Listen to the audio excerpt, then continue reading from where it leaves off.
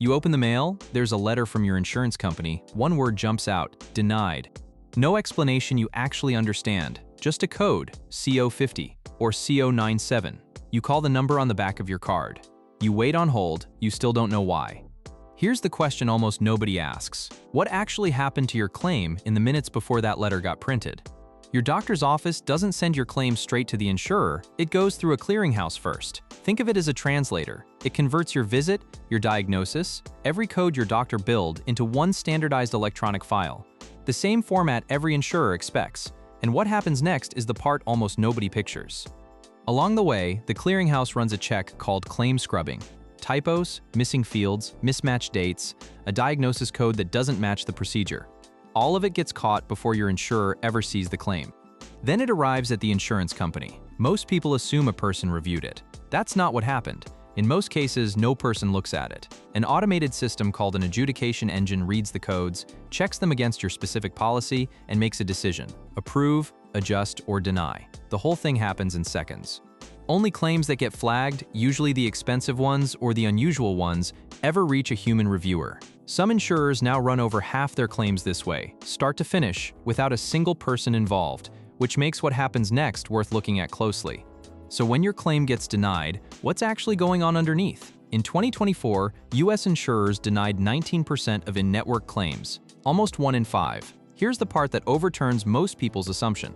You'd think a denial means a doctor at the insurance company looked at your case and disagreed with your treatment. The data says otherwise. Only 5% of denials cite lack of medical necessity. 25% are administrative, a missing form, a code that didn't match. 9% are for a missing prior authorization. More than a third fall into a bucket insurers simply label other.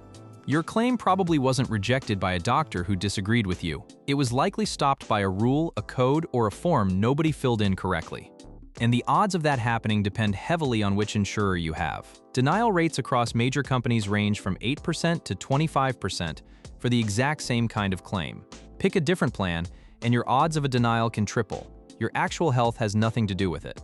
There's a newer layer to this system, and it's already in court. Some insurers now use predictive algorithms to estimate how much recovery time a patient should need. The predictions are based on patterns pulled from other patients. One of these tools is the subject of a federal lawsuit right now. It stands accused of cutting off coverage for recovering patients, even when their own doctors said more care was needed. Regulators have since clarified that AI alone can't be the sole reason for denying a Medicare Advantage claim.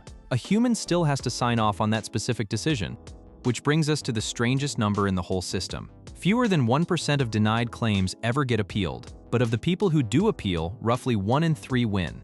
Read that again. Millions of claims move through this system every year with almost no human review. And the one thing that could catch its mistakes, an appeal, almost nobody files. Not because the appeals fail, because almost nobody tries.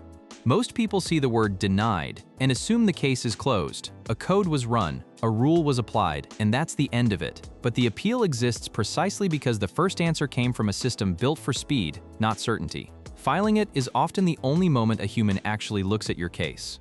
That denial isn't a verdict. It's the first output from a machine running rules, not judgment. And the odds of getting a different answer, if you're willing to ask again, are better than most people think.